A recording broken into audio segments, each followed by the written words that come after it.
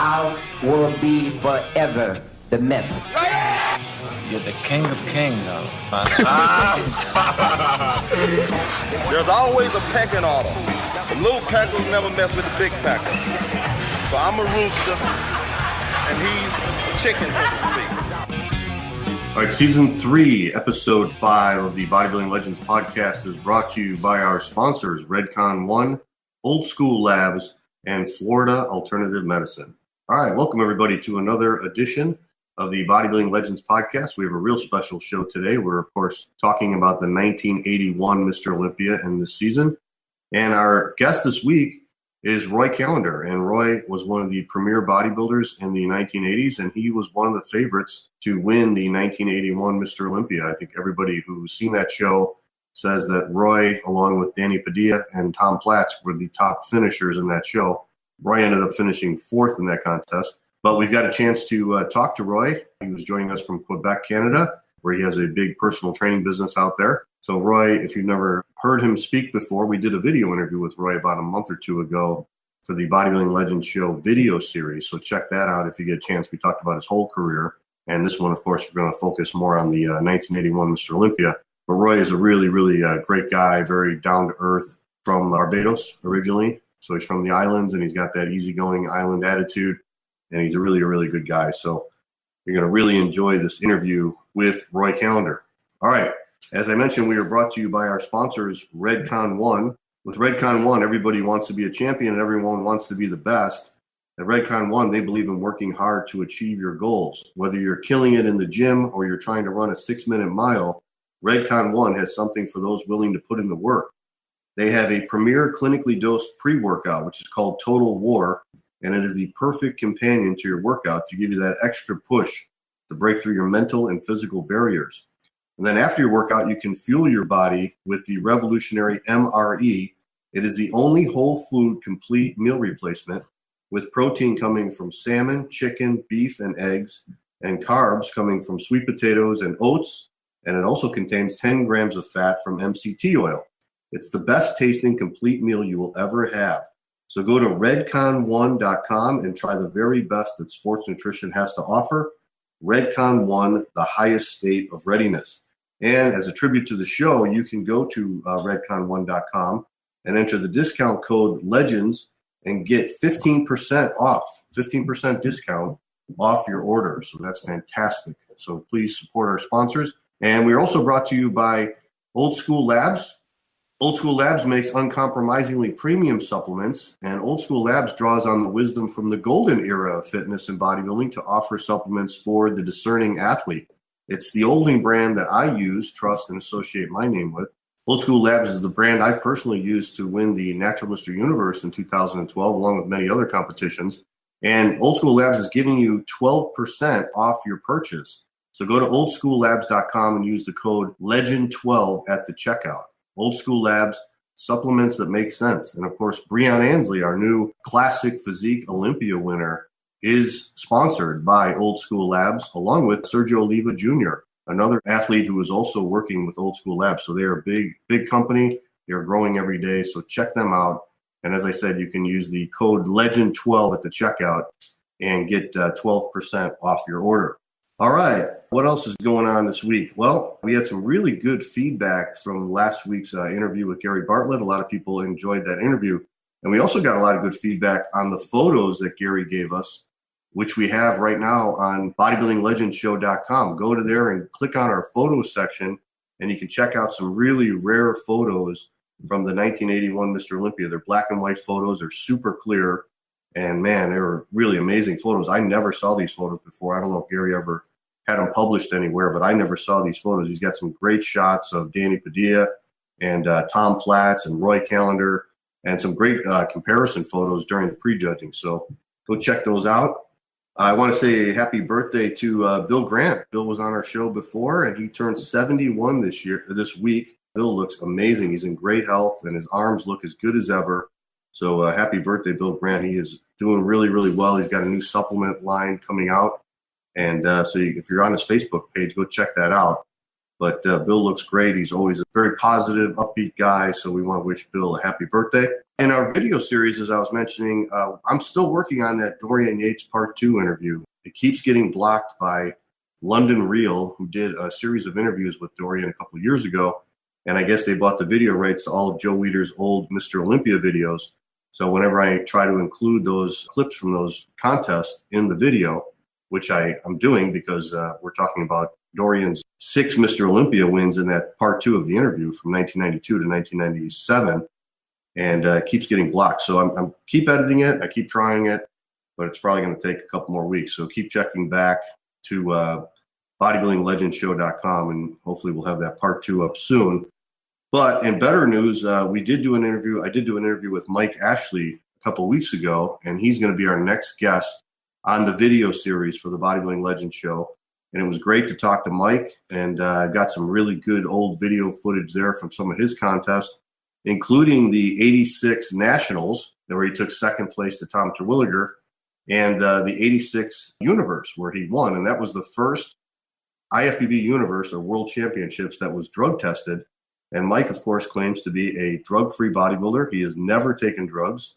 And, to be honest with you, when I was following Mike in the 80s, when I saw him winning all these contests, I was kind of skeptical because I was like, there's no way a guy can beat guys who are on drugs, especially at the pro level. But after talking to Mike, I really kind of believe he really is natural. He's just got really great genetics. He also came from the islands. He's from Jamaica. And sometimes those bodybuilders from that area just have really good genetics. They're very lean. Their muscles popped, and that's how Mike was when he was competing. You'll see on this video series, if you get to check it out when it's up, when he hit his most muscular poses, and even when he's standing in the lineup, he was just so hard looking.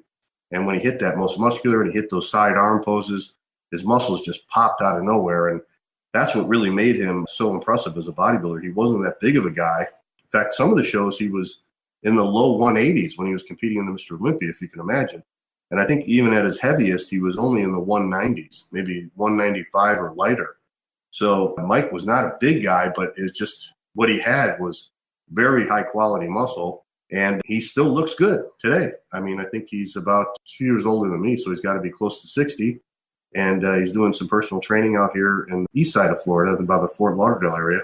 And he's doing really good, and he still has a really good physique. So that's one thing he mentioned. He said, if you don't use drugs, when you stop competing, you still keep that muscle. And in comparison to a lot of the other pros who look completely, totally different, they don't even look the same anymore. I really got to believe Mike's argument that he really was clean. And I added some videos to the interview. The ones that really impressed me was the 87 Night of the Champions, where Mike got second place to Gary Stridham, and he looked really fantastic there. And then the really great contest was the 1990 Pro Ironman, the Ironman Invitational, which was actually the first pro Ironman ever. And I was actually in California that month. I think that was in February of 1990. I was out there on vacation, and I got to see the very first Ironman. So I saw Mike take second to Sean Ray, and that was an amazing contest. Gary Stridham was in it. He looked fantastic. Vince Comerford, J.J. Marsh, another great bodybuilder. And they all had amazing posing routines. It's just amazing how great the posing was back then compared to how it is today. It's just, I just saw the Mr. Olympia a couple of weeks ago. And as I mentioned, I think Phil Heath was the only guy to come out and have a posing routine to his music out of all the top 10 bodybuilders, which is just unbelievable. When you think about how great the posing used to be. So yeah, you guys are really going to love this interview with Mike Ashley when it finally comes up. It should be up in another week or so. And then following the Olympia, I guess Big Ramy won the Arnold Classic, which was in Europe, the Arnold Classic Europe, which was in Spain. So Big Ramy won that contest, and he looked really good. And then Rowley Winkler just won a show last weekend. So these guys are winning some contests after the Olympia is over. Rowley looked amazing last weekend. He really peaked for that. He was harder than ever. And he beat out Dexter Jackson and William Bonnick. So Rowley, if he can repeat that condition next year, should do good in the Olympia. And I'm sure a lot of you have heard that there was a big breakup with the MPC and the IFBB. So that's going to be interesting to see how that plays out. The IFBB Amateur is all around the world, and they have gotten the pros from all these other countries that go compete in the IFBB Pro League. But the IFBB Pro League is owned by the MPC. So those two organizations are connected now, the MPC and the IFBB Pro League. So the MPC runs bodybuilding in America, but they are now going to start doing shows in Europe for the amateurs out there, for a chance for the amateur bodybuilders in Europe to get their pro card, and then they can compete in the IFBB Pro League. What's going to be interesting is to see where Arnold Schwarzenegger is going to go with this. I don't think he's really made a decision on where his Arnold Classic is going to be. Of course, they had it last week, and that was held with the IFBB Pro League. So I don't know really what's going to happen. I guess we'll have to wait and see how that's going to play out. If Arnold is going to go with his old friend Rafael Santoya, who's running the IFBB Amateurs, or if Arnold's going to go with the MPC and the IFBB Pro League. So we'll have to see what happens and where his Arnold Classics are going to go. We're also going to be working on a new season here at the Bodybuilding Legends Podcast, Season 4, and I want it to be about the 1990 Mr. Olympia, which was the very first drug-tested Mr. Olympia. So I hope to get some of the bodybuilders who were in that show. Of course, Lee Haney won that. That was, I believe, his 7th Mr. Olympia win, right before he broke the record the next year in 91. And, of course, Lee Labrada was 2nd place, and Mike Christian was in that show, and Rich Gaspari, and also, of course, Sean Ray was in there. He took 3rd place, so we're going to try and get some of those bodybuilders on the show, and we can all talk about that 1990 Olympia. That was the only time they ever had a drug-tested Mr. Olympia, so that should be really cool. I want to thank the guys also at Bodybuilding Nerds Radio. They have a podcast, and they review my show every week, and I always listen to their shows as well. So thank you guys. They really give me positive reviews on the show, so we have any listeners coming over to the show from Bodybuilding Nerds Podcast, thank you for coming on and joining. And I want to tell you guys to join my mailing list. There's a way you can sign up on our mailing list on bodybuildinglegendshow.com. Go there, you can sign up on our mailing list, and you'll get all the new stuff that's happening on the website, including the podcast and also the video series. If we have any new video interviews on there, and any articles. Every once in a while, I'll put up an article on the website. So you'll get all of that on our weekly updates on the newsletter. So sign up for our mailing list. You can also email me directly at naturalolympia@gmail.com if you have any comments on the show at all, or if you have any suggestions about any guest or any comments on the shows we did. Please, I'd love to hear your comments, good and bad. Just send an email to me at naturalolympia@gmail.com. And also a little plug here, if you guys are looking for help with your diet or your training, or if you know anybody that's looking for help with your diet or training, I am offering now nutritional consultations and training consultations. And you can just email me again at naturalolympia@gmail.com. I train at the Powerhouse Gym in Tampa, Florida, and I'm helping a bunch of guys out there who are getting some amazing results. I want to mention my friend Tony Bimonte, who has lost like 40 pounds in the last 15 weeks, and he is going to do his first show. Tony was about 255, 260 pounds, big Italian guy, would never, ever consider going into a contest or even looking at abs because he never had any abs, and he's lost like about 6 inches off his waist, and he's made phenomenal progress. So sort of reinvigorated and helping people out again in that, and not just people who are contest veterans, but guys like Tony who have never competed before, and just sort of regular guys who want to change their bodies. So if any of you guys are interested in getting some professional advice on your training and your nutrition, you can contact me, and I will set you up on a nutrition and training program, and it lasts for 4 weeks. So 4 weeks after we do the initial consultation, I will follow you guys and make sure you're making progress. And then there's a follow-up program also you can do where you can stay with me, and I check in with you once a week. And, of course, it's unlimited emails to me, and we can just keep it going, keep the progress going, so you can be like Tony and some of these other guys who I'm helping. All right, I also want to mention that we are brought to you by Florida Alternative Medicine. At Florida Alternative Medicine, age is just a number. If you want to feel great, optimize your energy levels, burn fat, and balance your hormone levels to maximize your potential, then go see the experts at Florida Alternative Medicine and Weight Loss. They have a certified and knowledgeable staff that will work with you to achieve your goals and get you the results that you've been looking for. They have a wide range of services that ensure you will not only look and feel amazing, but are comfortable knowing they're there for you every step of the way. They also offer very competitive pricing along with their quality products and services. So those are just a few reasons to give them a call. So you can call them directly. They're in the Tampa area. Call them at 813-922-8939, or go to their website, which is flalternativemeds.com. That's FL for Florida, alternativemeds.com. and they will work with anybody in the United States, even if you're not in the Florida area. And again, that number is 813-922-8939. So I want to thank all of our sponsors, and I want to thank Roy Callendar for joining us this week for episode 5 of season 3 of the Bodybuilding Legends show. And here is our interview with Mr. Roy Callendar about the 1981 Olympia. All right, welcome to the Bodybuilding Legends Podcast. My very special guest this week is Roy Callendar. Roy was one of the top bodybuilders in the 1970s and 1980s. And of course, we're here to talk about the 1981 Mr. Olympia again. And Roy was considered one of the top contenders in that contest, that very controversial show. He ended up taking 4th place in the show, but many people, of course, had him in the top 3.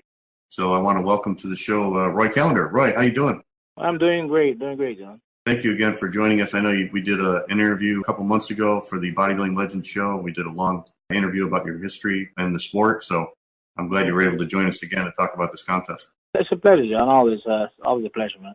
Well, Roy, I know many people may be familiar with you from your Mr. Olympia appearances in the late 1970s and early 1980s, but you actually got started way back in the 1960s, and I know when we did our interview before, you were in the Mr. Universe in 1967, the NABA Mr. Universe in London, and that was the first time that you met Arnold Schwarzenegger, and Arnold, of course, won that contest at 20 years old.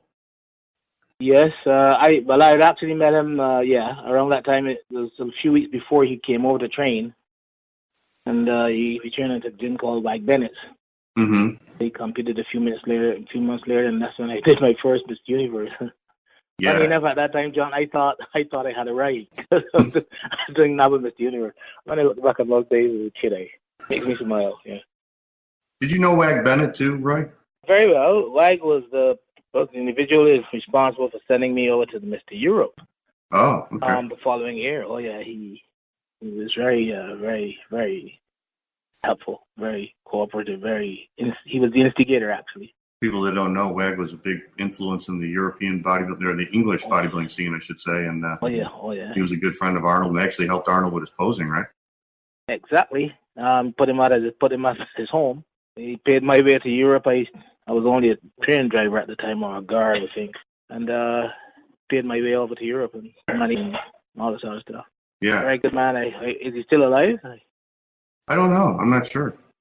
Well, I don't think he is. I haven't heard from him in a while. Okay. People that nice don't hang around very long, do they? Only people like that.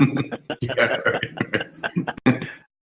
And Roy, if you could share us that story with us when you competed in Miami Beach a year later in 1968, and that was the infamous contest where Frank Zane beat out Arnold, and you got to share a room with Arnold that weekend, right? Well, he came over. He knew me. I already was sharing a room with Nubio Takemoto from Japan, and when he felt strange. He couldn't speak English very well. He wanted to. And they told him, well, Roy is here. He said, Roy is here. Well, I want to stay with Roy. So there's a knock on the door. He came in, and I already had a roommate. Mm-hmm. And they explained to the little Japanese guy, listen, Arnold would like to stay with Roy. It's funny to see. Because before the words could be out of their mouth, this Japanese kid started bowing and packing his suitcase at the same time, man. And, it's nice. It was funny to see. Yeah. And he, in about 5 minutes, he was out of the room with his suitcase, and they took him to another room, and Arnold bumped up with me.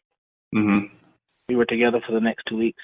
And what did you feel about? I mean, you looked really good in that contest too, Roy. I think you only took like 6th place, but you looked great from the pictures. Little fat kid. I was a little fat kid with a swollen head. Uh-huh. But I went over because I wasn't supposed to be there. I was supposed to be back at my job because I had applied to go to Mr. World in New York. Okay. So Joe saw me and he said, I didn't know you looked that good.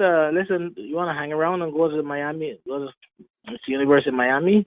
Have you ever been to Miami? I said, no, I would love that. So he ended up making a phone call, putting me on a plane.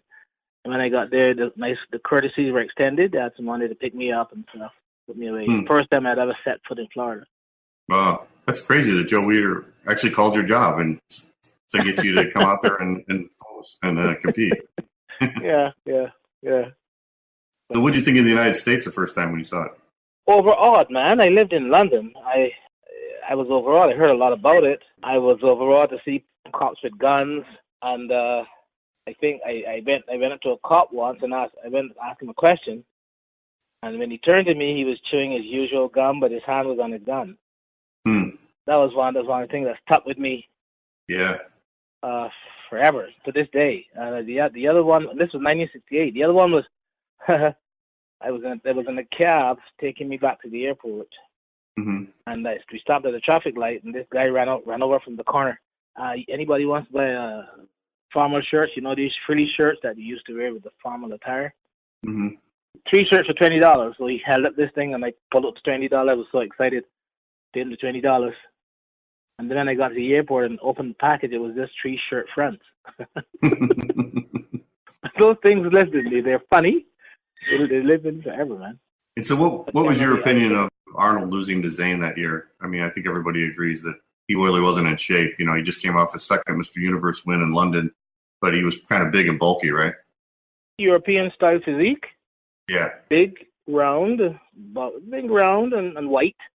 Zayn came in tight, bronzed, and sharp. You know, typical Adonis type physique. Yeah. So he was an easy winner for me. But Arnold wasn't used to losing, man. And when he went back, to the room. This guy wouldn't sleep. He had a big meal. He ate part of it. He went back to the room. The guy just lay down his back, pissed off. Said, let's go to sleep, man. I'm going to turn over to go to sleep. We switched off the light. Just about go off in the la la land. And I heard this guy saying, "Poxy fucking chutches." Poxy fucking chutches. I said, Arnold, competition is over, man. We got to shoot tomorrow. I think you should go to sleep.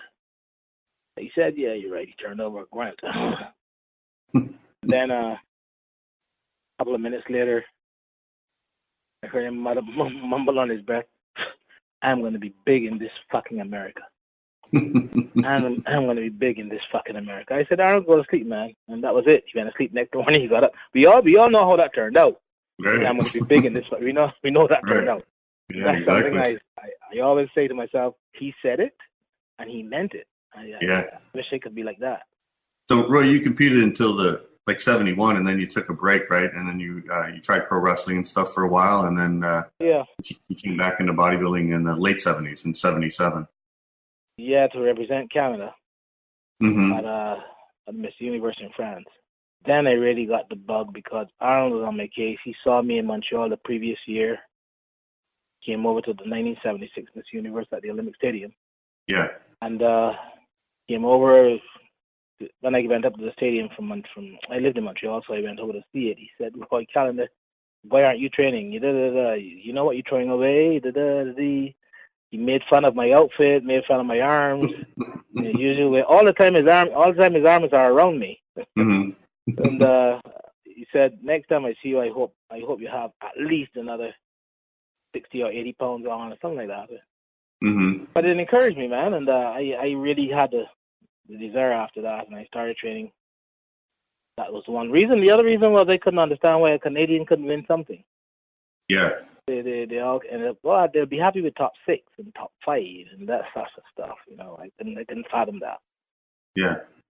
So I was happy that I was able to represent this country. How long did you do the pro wrestling for, right? Oh, 2 years, 2.5 years. Oh, really? Okay. Did you like it? I like the traveling. I like the feminine side of it. I like. Well, let's go into that. I liked it. I liked it very much. I saw the world, man. I wrestled in places I never dreamed I would see. Oh, really? Yeah. Been treated in ways I didn't think I'd ever be treated. It's quite an experience. Jimmy Caruso got you into that, right? And Jimmy Caruso, for those that followed the bodybuilding scene back then, he was a master photographer. He took some incredible pictures. I think he worked for Joe Weider, but he was also a big influence in the Canadian bodybuilding scene. Oh yeah. With all due respect to every other BB photographer out there, I don't see anybody better than Jimmy Caruso.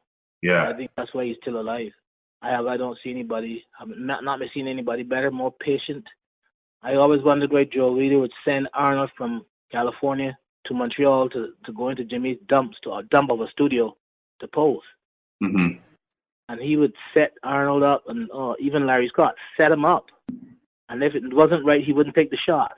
And he was something else. And it rubbed off on me.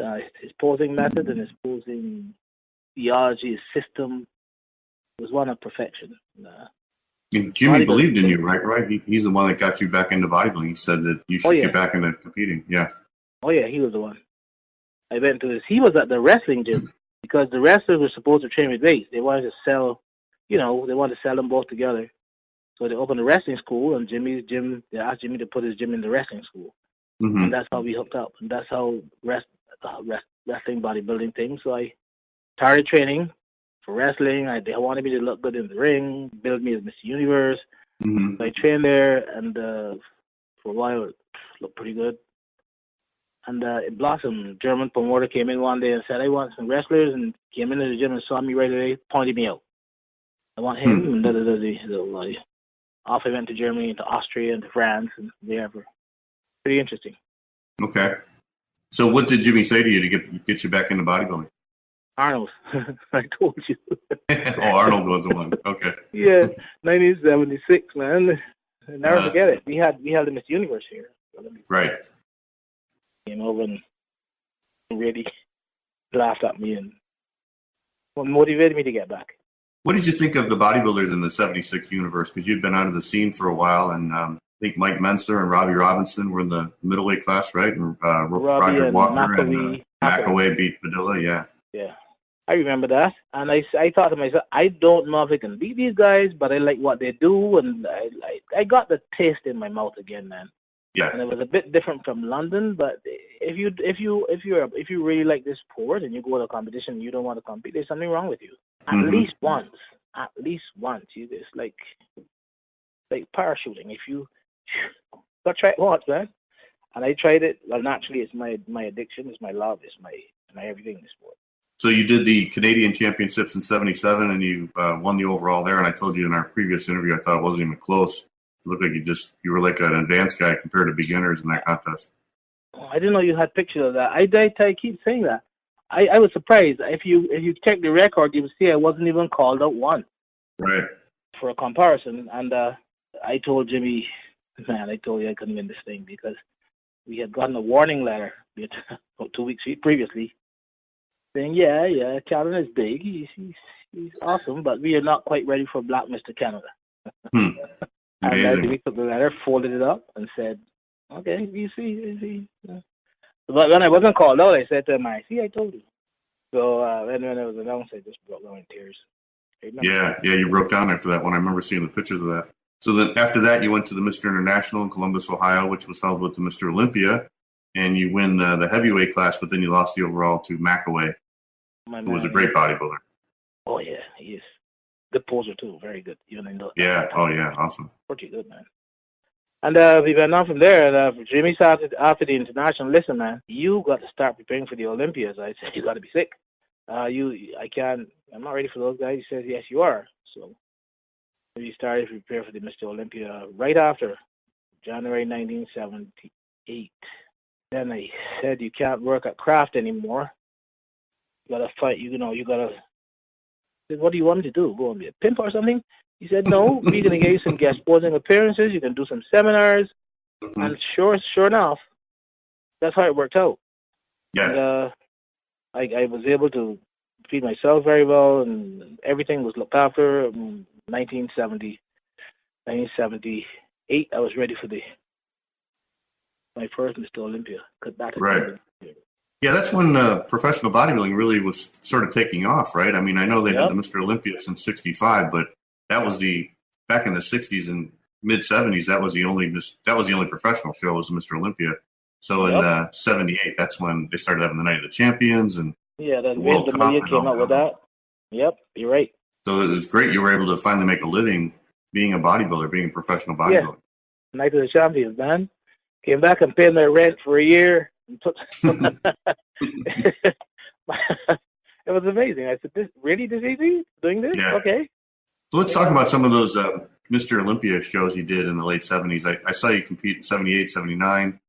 And then, of course, you did the infamous one in 1980 in Sydney and then 81. So when you did your first one in 78, Roy, how did you think you were going to do? Because I thought you looked fantastic in that show, and you ended up taking third place. Yes, and I think that alone made me realize I was maturing at the time. There's no need to get a big head about this. Mm-hmm. I didn't even know you shouldn't do that. But I would never want to tell people like, boy, you're cold. I'm sorry. I don't know how I could get past people like you. I've always admired you. But I don't think he was interested in hearing that. But that's me. I didn't change for nothing. Yeah. So I went up and thanked him and people that I thought should have been ahead of me. Mm-hmm. But everybody said to me, no, Roy, no, you deserve it. You deserve it, man. You don't say that. Yeah. I think it was Giuliani or Bill Grant or one of them said to me, don't say that, man. Bodybuilder, you're not fit. So that was the last time I ever attempted to extend sympathy for someone like that. Yeah, because you beat everybody in that show. The only guys that beat you were Robbie, who was second, and of course Zane was first. Yeah. Enough to give a kid a big head, right? No, I didn't. No. Brad, let me ask you a little bit about your training. We talked a little bit about it in that other interview we did, but the thing I remember about you from those contests is you were extremely big and thick, more so than I think just about anybody else on the professional stage. So were you training really heavy to get that thickness? Or was it just your years of, all those years of training in the sport? I think it's a compilation of all those years. Okay. I did not try to jump from A to K. Mm-hmm. I'm happy my training went from A, B, C, D, E, F, G, H, I, J, K. Right.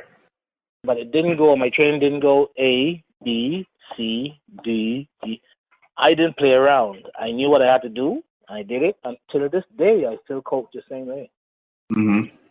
And I think that is the reason for maybe not as much as you guys, but that's the reason for the success. My success as a personal trainer here in Quebec. Yeah. And were you sticking with mostly the basic exercises? Because I remember that's pretty much what everybody was doing back then, right? Barbells, dumbbells, all the compounds. You better believe it. Oh, yeah. Yeah. Oh, yeah. Nothing really prehistoric, nothing really futuristic, sorry. Mm-hmm.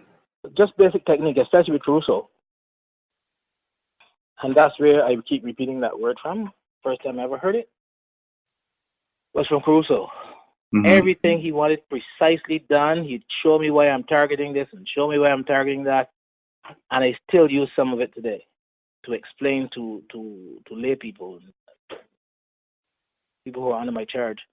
Yeah. Why you must do it this way? Why? Why must you do it this way? I have to explain it. I learned that from 19... Right. 78, 79. Can you imagine? Still serving me well. Yeah.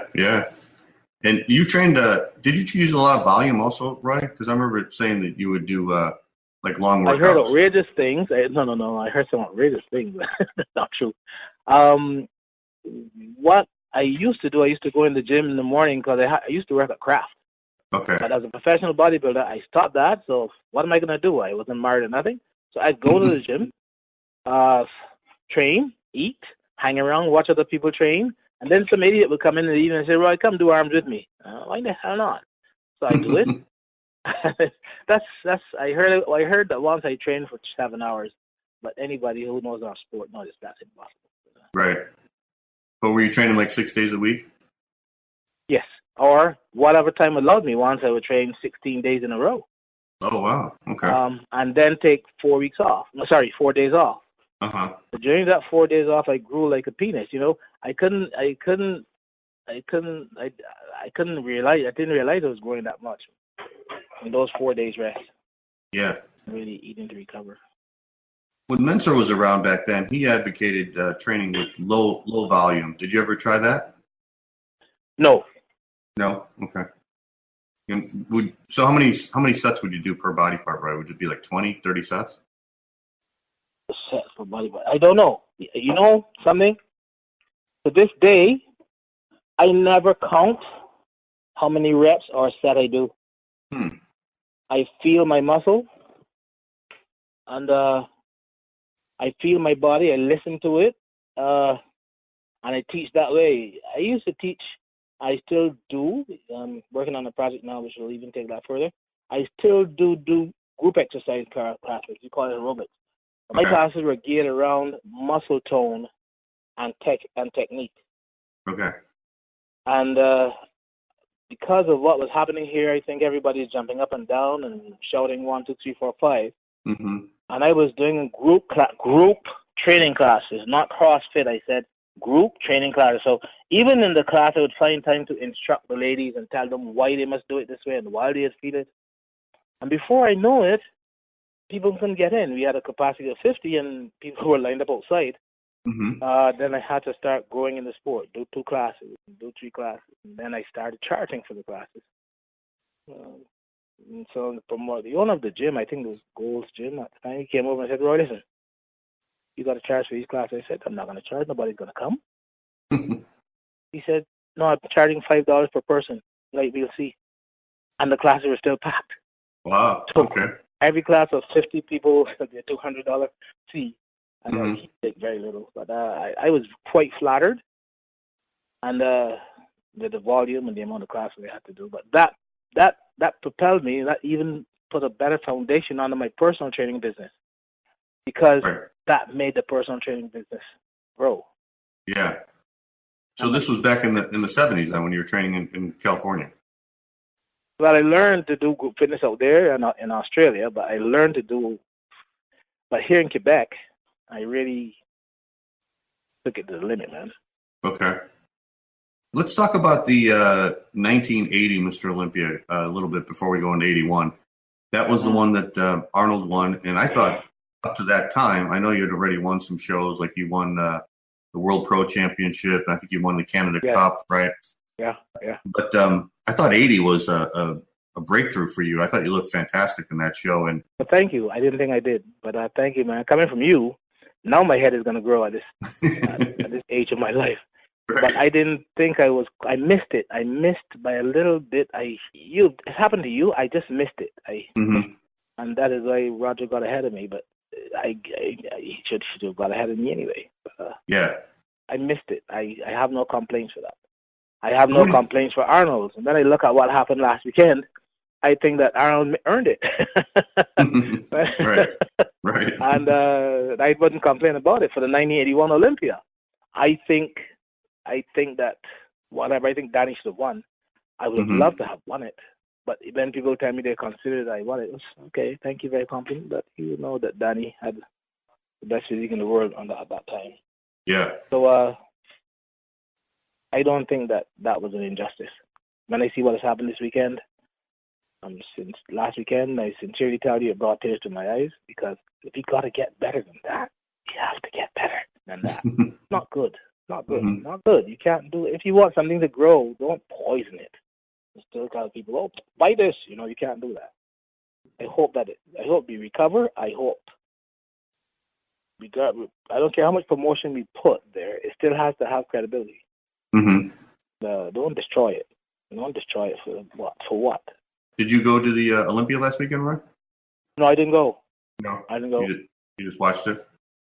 I watched some of it, but I could smell it. I said, they're not going to give it to this guy. He's the best physique there today. I don't know if he's the best physique tomorrow, but today, he is the best. You thought Big Brownie should have got it? Big time. He's not a fan of his at all. Never liked his physique. But I like the changes he brought, man. Yeah. Some changes this year. Out of the current guys today in that contest that you saw last weekend at the Olympia, which physiques do you like the most? The guy who came third in the Open, but I like the classic physiques. So I like Bonat in the Open, but classic physiques, I like them all. Sorry, man. Yeah. Do you think that's where the sport's going to probably go? Do you think that's going to gain more popularity? It should, my brother. It should. The top 4, I didn't care who won. Yeah. I like them. I like them. Remind me of the old days. Let me take you back to that 80 Olympia, Roy. When you saw that lineup, and I think to this day, that's got to be one of the best lineups in the Mr. Olympia ever. You had Zane, Dickerson, Mike Menser, Boyer Coe, Arnold, yourself, Roger Walker, Danny Padilla was in it. I mean, what did you think when you saw all those guys in one show? Honored. Listen, man, I always felt myself honored to be in the company of those guys. I don't know what else to say. I always felt honored to be among those guys. Yeah. And this is why I think I went over and apologized to Boyer. Yeah. I'm serious. I can't tell you otherwise. It's true. And what did you think of Arnold in that show? Because you saw him backstage and stuff, and you were good friends with him. Well, he's my friend.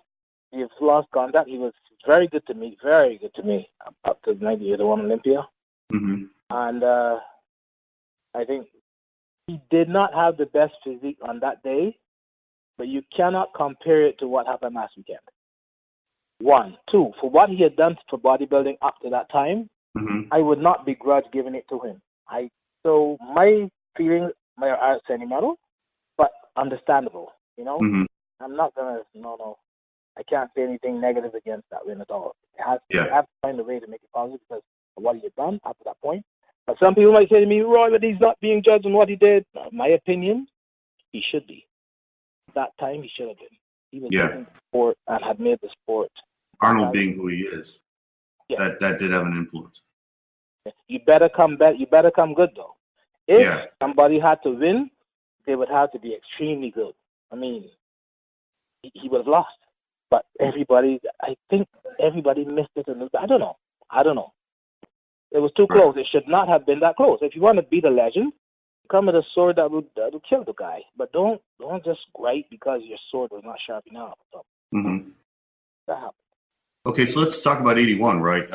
This was the Olympia that a lot of people boycotted. Mike Benser and Boyer Coe and Frank Zane. I think Albert Beckles also. They all boycotted it. Did they call you up and tell you, before the show happened, don't do the show because it's not going to go fair? I was called. Uh-huh. But I was also called by Arnold. Oh, yeah? What did Arnold say? He invited you to the show? Are you coming? Yes, of course I'm coming, man.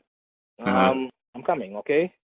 I didn't put out any warnings. I didn't go to his promised universe. Right. I think it was in Philadelphia. He wanted to make sure I was coming to Columbus. I said, I'm coming, man. I'm training. I'm putting in a lot of time and effort and money. I'm coming. He said, can I count on that? I said, don't count on it. I'm telling you, go and bet on it. I'm going to be there. Okay. You spent most of the year in California training for that, right? At that time, yeah. But I said, what happened last year cannot be repeated. Cannot be. This is my reasoning. Right.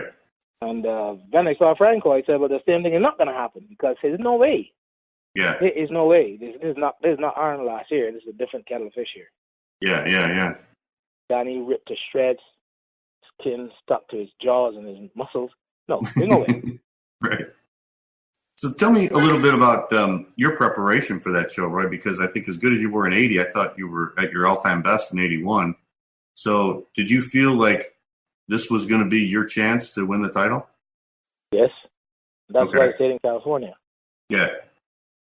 I didn't want to get distracted by things at home and everybody coming for this and that and training and no. I went to California, so I'm one of the boys. All right, Roy, let's talk about that 1981 Mr. Olympia. The famous one. The famous one. Infamous so one, you were in California. Did you stay all year in California training for that show?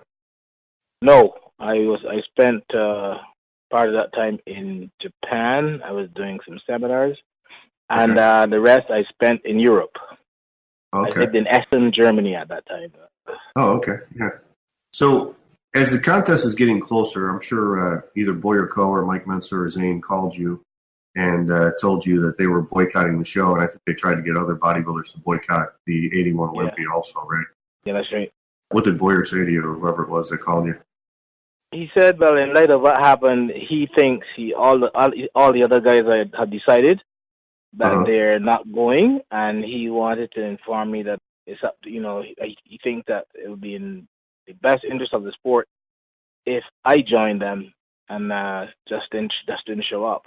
For me, it was a no-brainer. For me, it was a no-brainer. Right. For someone who was standing on the outside, it would have not been, but they had no insight as to my relationship with Arnold. And if I have a relationship with, if I call someone a friend and they have not proven to me otherwise, they will always be my friend. Right. So I stayed with my original thing. I told Arnold I was coming, and so after your good placing in 1980, I mean, you were right up there with the best of them. Did you feel that you had a shot at actually winning the show in 1981? For that reason, yes, because I figured, okay, there's not going to be another Arnold there. Mm-hmm. So I really got into preparation. I didn't say it's going to be my last shot, but I said if I'm going to go for this thing, I don't see anything that is going to harm me here. Let me go for it. So I really devoted a lot of time and energy and planning into it, and not exactly as I wanted, but physically, yeah. Mm-hmm. You're in the gym and you're getting ready, and I know this from when I've competed before, and when I'm getting ready for a show and I'm really ready and I know I'm ready. So were you in the gym in California, and what was the feedback you were getting from the people around you? Because they had to all be like, wow, bro, you're looking better than ever. No. You want to hear something funny? I left Essen, flew to San Jose to guest pose at the Mr. USA. Uh-huh. And I think it was Paul Love was the promoter. I guess posed at the Miss USA, and after the Miss USA, I think Berto Fox was there. They thought, you're pretty good, but you need to get a little sharper. But I didn't say anything because I knew what I was gonna do. And by the time I was ready to leave San Jose, I was ready. I was like a leaf at the end of summer. Yeah. All dried out. Yeah. I was ready. So when I got to Columbus, it was a little cooler. I started to fill out exactly at the right time. Right. This is why I felt so optimistic about my chances. What was your weight for that show, Roy? Do you remember? What did I weigh? Yeah. I didn't. Before I started my final preparation, I weighed about 220 something, 228, 229. Before I started, I think about final 3 weeks now. Because I spent 3 weeks also at Paul Love's place and trained at his gym. So I would say about 229. When I got there, it was about 219. Okay. Wow, that's pretty big for 1981, right? Yeah, I thought it was. Yeah. That's why it was a disappointment. That's why it was a disappointment. I had never learned as much. And Arnold had helped me in some of the things, because when I gave him a call, he'd really go into the details of what I should do and what I shouldn't do. I had never gone into such detail, man. Naturally, I'm older. I've learned a lot more. I've been around the guys. I've read a little bit more. I didn't have to do a lot of experimenting, except in pushing myself a little harder, but didn't have to do a lot of experimenting at all. I had taken all those years of experience, and I said, okay, we're not going that road again. We're going this road. It all worked. Yeah. And as you know, most of us, we had to work by trial and error. Well, everything is really, but you have to eliminate as many trials as you can. And right. There was no coaches back then like there is today. That's it. You better look in the mirror. You better think. You better plan. You better make it make sense on paper. Frank Zane advised you on your trunks, right, Roy? But that one, yes. Oh, yes. Tremendous help, man. I can't really put into words the amount of cooperation you used to get. And this is for that reason, one of the reasons why I felt a bit like if I was a Judas. When Boyer asked me not to go, and I said, no, I said, okay, I'll go, but I had promised Arnold I'm coming. So either I deceive my friend or I deceived a group of fellow professionals. And I preferred not to deceive my friend. So right. I went. That is. What did Zane tell you about the trunks? Oh, Roy, first time I ever heard it. So that is a sign of my maturity. He said, Roy, listen, man. When you go on that stage, you have a great physique. This side. The only thing I see wrong, you break it in two. You go, great physique. You go on the stage in red trunks and stuff. You look like two pieces. Yeah. If I were you, I would wear black. No, I'm saying, what the hell is he getting at? I would wear black, and you look like one great, magnificent piece of ebony up there. Yeah. And I said with a smile, a fake smile, okay, yeah, it's a good idea. And I went home, I laid down, I thought about it. And he said, I'll tell you what, I'll get the trunks made for you. And you know what? His mother made them. Yeah. And he brought them and gave them to me and said, okay, this is how I'm going to look at myself in the mirror. I liked it. I was doing my practice in my posing. I liked it. I said, this is something I couldn't learn in Quebec. Yeah. So I went with it, and I was very, very pleased with the picture I saw after. The rest is history, actually. I was very skeptical. then thrilled, then really started to understand something else about bodybuilding. And then I understood why a lot of the white guys got themselves brown and wore brown shorts. Oh yeah, this is the idea. guys had since gone away from that, a few of them, but I would not have gone away from that ever. Yeah, that's right. I remember, now that you said that, I remember Zane's mother used to always make his posing trunks, and when he was winning that Olympia, his trunks fit perfect. They were like custom made for him. I mean, they looked perfect for his physique. So how am I going to tell him, Frank, you don't know what you're talking about? No, right. he got my trunks made for me free. And yeah, wow, that's great. And I agree with him. When I saw you in that contest, you did look like more ripped, and maybe the trunks had something to do with it, because they're same color as your skin. One piece. Yeah, one piece, right. So tell us, take us backstage with you, right? Like, you're getting ready for the show. Nobody knows what anybody looks like. You guys are all pumping up back there. And tell us what your thoughts were, like what the other guys look like or whatever. Funny days. We all used to play cat and mouse backstage. Yeah. And so I like that. Remember those days? They're funny.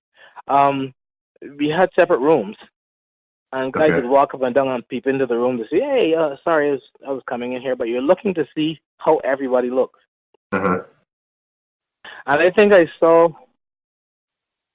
wasn't Boyer, one of them, I saw somebody. And I said, I saw Albert Beckles, and I said, did you diet for this competition, man? He said, no. With a smile. Yeah, but I'm here. I don't expect to do anything. I'm just here, man. So I went into a different room myself. I think with Muhammad Bukhari, I can't remember. Went into a room with somebody, and we shared that room. We locked the door, and I think it was Yusuf Dokash.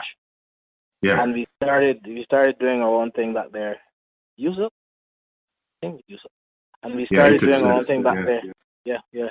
And we we came out, and there was Gary Bartlett waiting with his camera. Roy, what the hell? You're not Roy Callendar. I said, yes, I am, brother. A year older. And he said, you look great. You have a good chance at the show, man. And he started taking a lot of shots of me, and I felt really encouraged and really emboldened. That was the only time I felt it. Because I always lacked confidence. Always lacked it. I didn't know how to. I felt very emboldened by their approach and by the compliment. Yeah. Was that when Gary took that picture of you standing against the wall where you're hitting the most muscular? You got it. Yeah, that's a famous picture, yeah. Exactly how it happened. You probably heard it before, but this is exactly what happened. We came out, he said, Mike, stand over there. Wait, hold it. I just give him a quick one. So did you see Franco, Danny, Tom Platz? Did you see what those guys look like backstage? I saw Tom Platz. I remember, like today, he was walking away from me, and I said, eesh, okay. Okay, because I'd seen him in the gym 2 weeks before, and at the first world gym that was open there, I saw him walking, doing some those. As a matter of fact, someone posted a picture of him doing something that we used to call them sissy squats, but I used to call them limbo squats, the way we had to do them. And he was doing those, and I said, yeah, Tom is big. His legs are big, but I don't think he can be that cut. And I didn't worry about him, but when I saw him walking there from me backstage, then that started to worry. That guy's mean business. And I did not see Danny. Okay. I'm lying. I'm lying to you. I saw Danny the night before at the weigh-in. Okay. And we were discussing the money. And they were saying they're going to have this amount of money for the first and the second. They're going to increase it now and all that sort of stuff. And Danny said, so who's going to be the judges? He was the first one that raised it. What is the judging panel going to look like? Because this is not Australia, and I don't want anyone playing with my money. I'm saying, those are his words, exactly. And I said to myself, what money is he talking about? But his face looked like a dried up leaf. And I said, I don't know. What is he talking about? His money? So what about mine? He's not going to beat me. Yeah, right. I didn't know what he had hidden under his. Yeah, but like you said, you never saw his face that lean before, right? Nasty. I never saw him that serious. He was always a clown in the dressing room. Never that mean. He's ready. And I'd never forget him. He said, "I don't want anybody playing with my money. This is not Australia. So I want to know who's, in New York accent, who's going to be judged? What are they judging on? What are they going to look for? He wanted to ask a lot of questions, and they had to name the judges right there. Uh-huh. And he said, "Okay, I'll wait and see how everything works. So, but I hope we don't have a repeat." That was Danny's last words when he walked out. Wow. Huh. What about Franco? Did you see him backstage? Not a word. He just came in and kept quiet. Okay. He didn't say anything. He knew what was up, so I don't think he had to say anything. Right. So then you guys go out on stage, and I remember you were standing right next to Franco, and the first thing you did to him after everybody got out on stage, and they were all waiting there, and the crowd's going crazy. You show Franco your legs, and I remember you put your leg out and you showed your sartorius muscle because you were so ripped. Right. I did that on purpose. Yeah, I did it on purpose because I was saying that no, he really doesn't have a chance. I'd only beaten him once, and that was way back in the Mr. Europe, right, 1988. And I felt really confident because Aaron was in the panel then, and I beat him. So I said, okay. Got an injured leg. One leg is bigger than the other. I've seen his gash. I've seen his gyno. I see they had a little bit of gyno. Yeah. Well, a lot of actually. Oh my God, no, I don't think he can. I didn't count him in at all. I didn't count him as one of the toughest guys. I saw Danny and Tom, and I said, "This is where your competition is." And the best I was looking at is third. Yeah. And what did Franco do when you did that? He started hitting poses too, right? Yeah, and I said, but you're flexing your chest, man. But look at this, your leg. That was fun. Right. It's called a leg, man. It's called a sartorius. Show me yours. He's most muscular, and I'm showing him my legs and abs. Yeah, the crowd loved that. They were going crazy. That was fun, man. So then they start calling comparisons, and it right away you could see the top five because they were calling Franco and Dickerson and Danny, you, and Tom. But still, you feel I didn't smell anything. I couldn't see why Franco was called up for a comparison. I couldn't see. Right. Chris, I thought Chris' flaws were too blatant. He would have had a little bit of correcting to do. But he had one side of his chest was not what it like. Chris always had beautiful calves. I don't know if it's a ballet dancer or something, but I didn't think he was ready on that day. The following year he was, but on that day I don't think he figured. I figured in fourth, and I said, okay, my competition is Danny and Tom for sure. Yeah. I see Franco fourth. I see Chris fifth, and that's what I saw. I started running that through my head, and then my entourage. Well, not the few people that came down from Canada, a lot of them actually. But the ones who managed to got backstage came in and they hugged me and said, "You got it, Roy. You got it. Canada's gonna get its first Mr. Olympia." I feel all teary-eyed now talking about that because they all came in and said Canada's gonna get the first Mr. Olympia, and it's you. You've been doing a good job. Yeah. I said, "Listen, man, it's not over. Still, 12 guys out there gonna judge us. So it's not over." Yeah, but it's too clear, Roy. I think Danny is about you and Danny about the two best up there. So you go up there, you're a little bit taller, but he has good proportion. But I think your physique is a little bit more robust.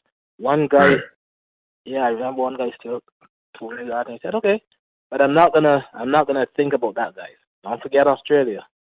Yeah. Yeah, like I told you before, Roy, I saw you in 78, 79, and 81, I think you were more aggressive on stage. It seemed like you really wanted it, and I never remember seeing you that aggressive before. That's what I told you. I never had confidence. Yeah. And I never wanted to appear cocky. I think it's because it was brought. I think most of my bodybuilding life started in Europe, in England, and that's the wrong place to be cocky or arrogant. And no, I'm serious. They adore modesty, and I fed on that, and I adopted it. But in America, you don't do that. In America, you tell people what you have, and show them what you have. Right. And you don't do that. It took me a while to shake it, and I shook it, and I got it for the Mr. Olympia. And then one of the judges came up to you, yeah, right? Jacques Blumhardt, and he gave you a compliment, right, after the prejudging? Jacques Blumhardt. Oh no, he only gave me one compliment. He said to me, "I have always said calves are going to hold you back, but this year you brought them. What did you do?" I said, "I just worked. I had to prepare a complete physique." But he had always said to me, "You're big. I always thought you were big. You were ready, and you didn't have your calves, man. But I think you're going to do very well." Yeah, that's all I have to say. I think you're going to do very well. Okay. Okay, whatever. Thank you, man, and walk away. Yeah, I was looking at these. I about those conversations, though, from Jacques Blumhardt. I never shared that. I don't think I ever shared that. I was looking at the score sheets from the 81 Olympia, and, they did a point system. And Jacques he gave you a 19 in the first round, but in the second and the third round, he gave you a 20, and you were the only competitor out of all the competitors that he gave a 20 to. Yeah, that's when he said to me, I see you. I see you.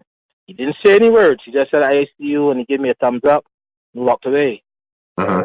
And that made me even a little bit more confident. You see, I think he could not be pushed by anybody to change his vote or to vote this way or that way. I think he was one of the people on the panel who, not saying anybody else was, right? But if anybody was fettered, if anybody was unfettered, it was him.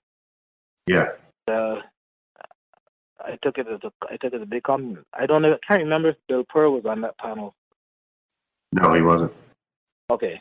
I can't remember the panel. I think he was on the panel when I won the Diamond Cup. So he gave me the same words that Bill Pearl had given me when I won the Diamond Cup in Canada. He said, "Roy, you're coming on. You're coming on.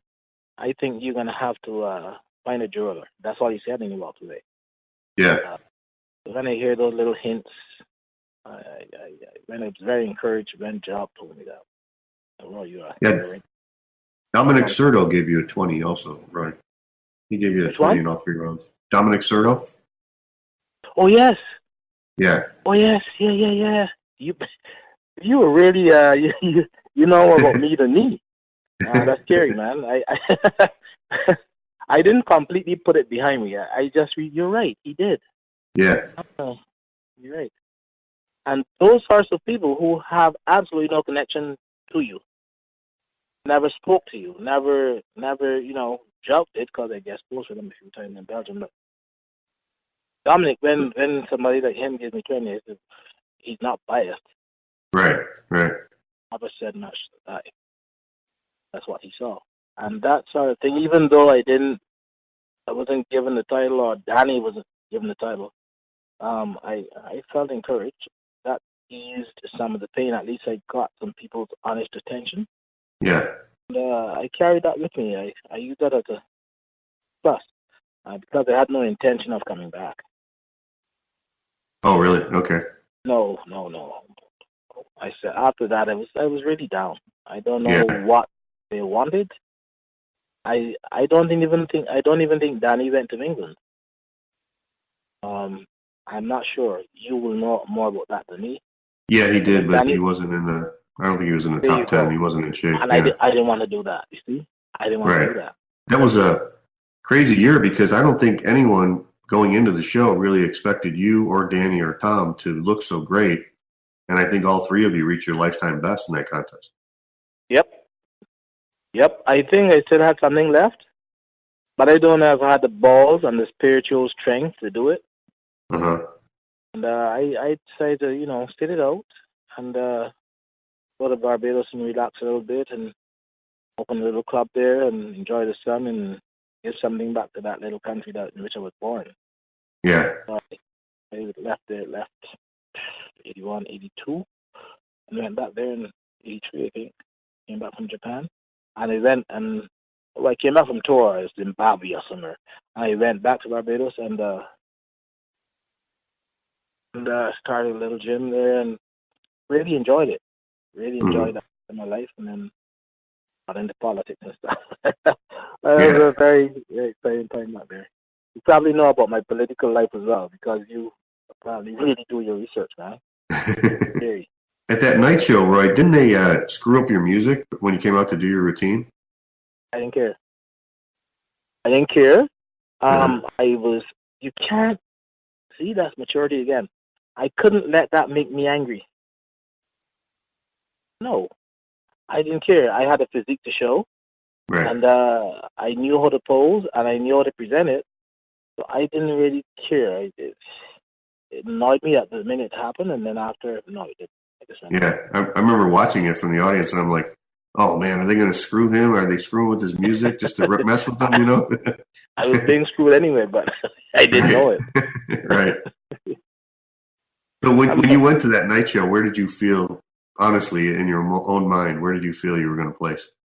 I drew confidence from the compliments that were paid to me on by that's a lot of people from Quebec, by the fans from Canada and people that I didn't know, that would have absolutely no reason to come and tell me, well, I think you got it.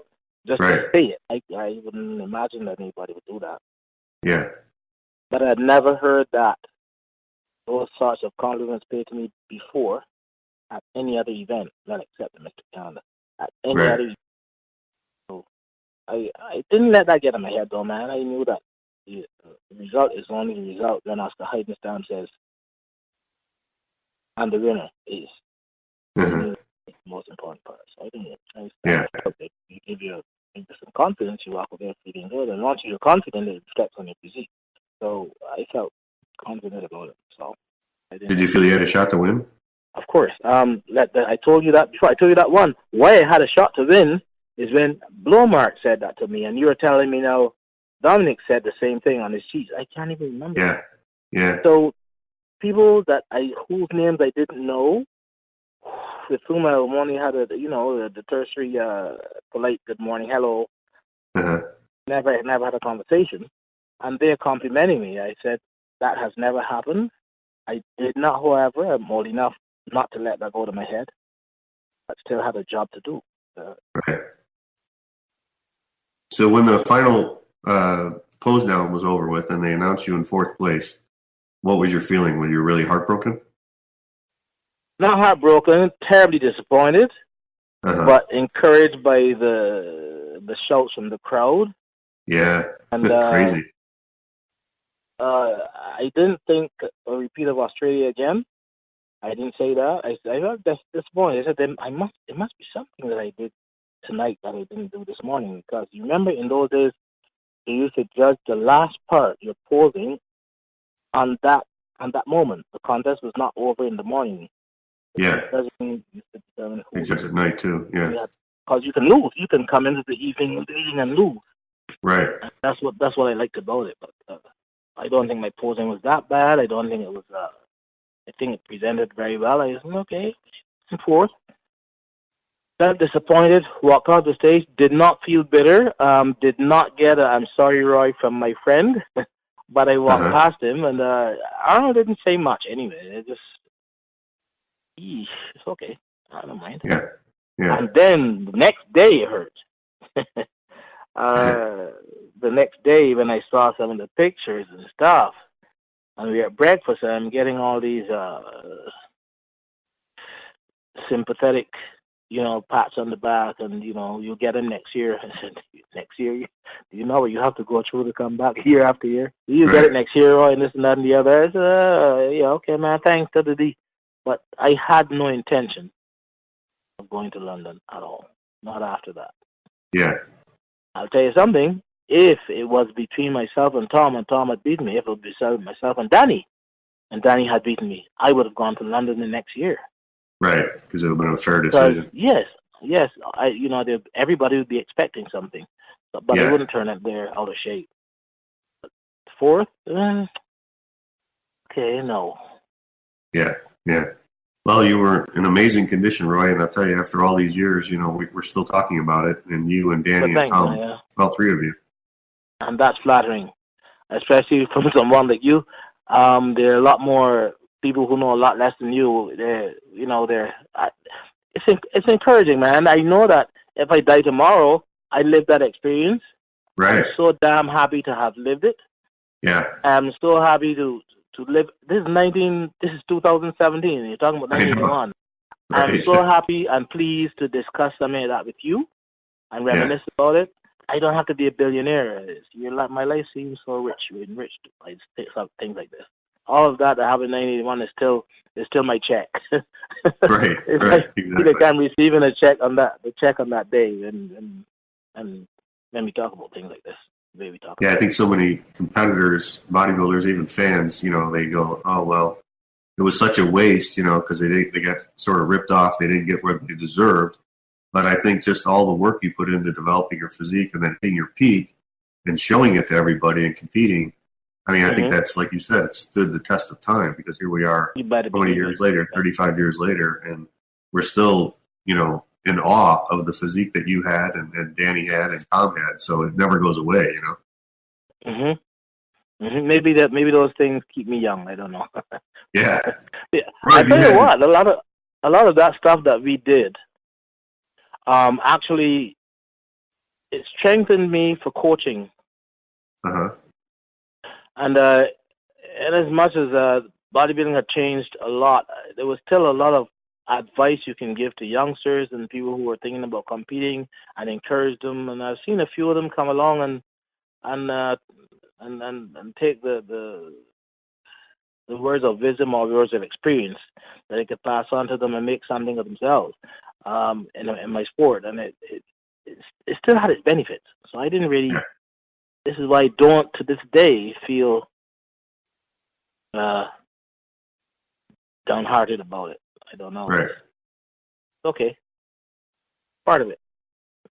If I had fought for the heavyweight title, then I would. If I had fought for the heavyweight title once and I'd been knocked out, or if I'd been knocked out, the guy's the winner. If I'd gotten a decision and he'd gotten a decision over me, I would feel like I'm the champion, but that's just their opinion.